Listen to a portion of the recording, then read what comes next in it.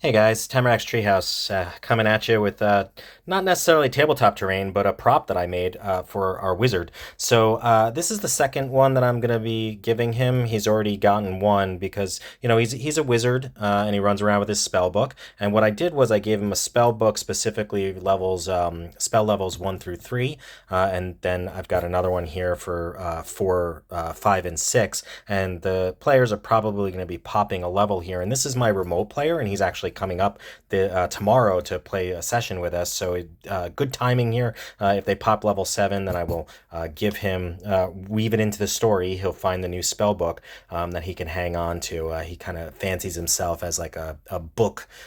He's got book slings, like a holster that he holds his books in. So this would be really cool to give him here. This is the second one that I've made him. Like I said, the first one, unfortunately, the fool went ahead and lost it.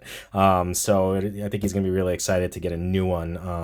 And that one, unfortunately, has spells 1 through 3 in there. This is now gonna have 4, 5, and 6. So the key here was I just stopped putting it together. So these are all my sticky notes. But ideally, what I've done here is I've printed off all these really cool artwork, weird portal, monstrous, Cthulhu-like type spell pages that have all these weird images and pictures on it that I really liked. And what I did was I just tried to match up like as close as I could.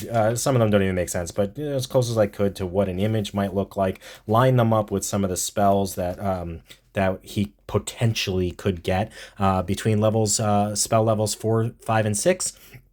And this is basically any spell in D&D 5th edition that was out at the time that I created this. So maybe just over a year ago I started making these for him. So basically any spell. So what I can do here though is on the back I've got a code on all of them. It's just this what I'm calling wizard's can't, right? So he can't understand it until he learns, discovers, pays for, identifies these specific spells.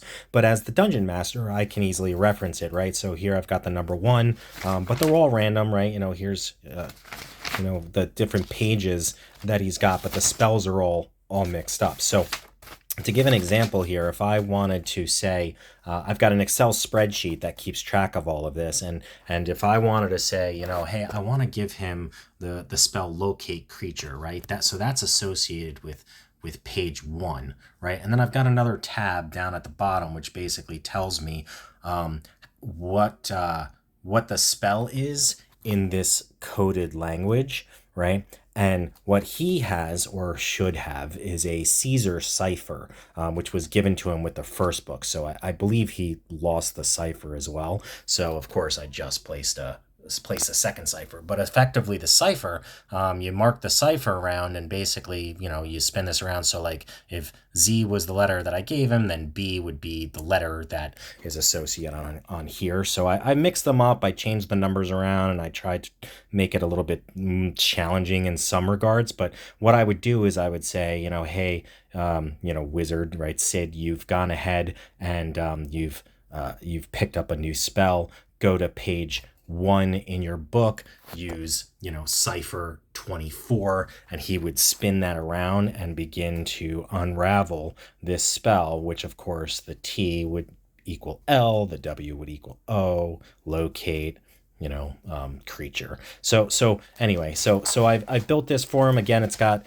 what do we got, like 100 and something spells in here, 102 spells that I was able to pick up from across the different 5th edition books, put him in here in the event that he gets any of these. And he's got all the spells in here, but only the ones that he discovers are the ones that he can now read and use. So he's had a lot of fun with the original book before he lost it. He's also come to me with a few homebrew spells that he wanted to create. And then basically what he did was he went ahead and found his own images, printed them off, and wrote the cool glyphs and symbols and things like that, and just added them to his book. So I thought that was a really cool way of doing it.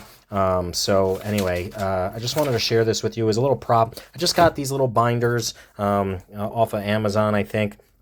Plain binders, 3-ring binders, simple stuff. And then of course I just wrapped it all in, paper towel, Mod Podge, and gave it a painting and some dry brushing and stuff. But I also glued on some 3D printed images that I've got, like this cool skull thing. I probably found that on Thingiverse or whatever. And then on the back, I've got some other, symbols that I've painted on here for no reason other than just to be ornate. Each of the books that I've given him so far has had these like little ribbons with these little wolves on it, which may or may not be symbolic. And then of course just these little straps that I think I purchased these off of Amazon, maybe Michael's, I don't remember. Just glued them on, and then you can strap the book together and keep it solid. So the first one was really cool too. It was all gray, had wolves and moons and class and things like that on it. This is the second one that I'm going to give him with this cool, really neat skull on there. Give him this 3D spell book, so to speak. And yeah, I mean, he really enjoyed it, and just an idea for maybe some of the wizard players at the table. You can you could do the same thing, a similar thing. I won't show it in case he watches, because I think he does watch my channel, but I do keep track down on the tabs of like levels 1 through 3 and 4, 5, and 6, 7, 8, 9. So when he does discover a spell, I can quickly say, hey, it's this page, and then I also go and say, hey, it's this cipher, and then he can use the cipher itself to uncover it. Which it's not very complicated. It's very easy to figure out. Once you figure one out, you could figure them all out pretty much.